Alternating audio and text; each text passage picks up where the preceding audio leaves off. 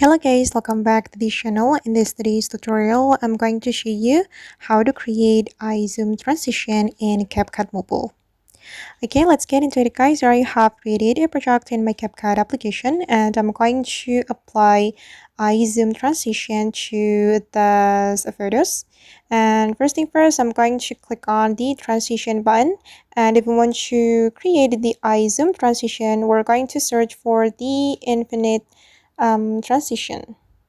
Okay, and there will be two options you can use.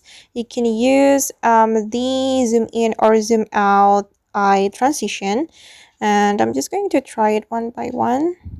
Okay, and I think I'm gonna go with this infinite one, and then we can adjust the duration right here, but I'm just going to leave it like that. And then I'm going to go back to my project, and this is the final result. Alright guys, and that's all the way to create a zoom transition in CapCut Mobile. I hope this video will be useful for you. Thank you so much for watching, and if you found this tutorial useful, don't forget to like, comment, share, and also subscribe to this channel. See you in the next video.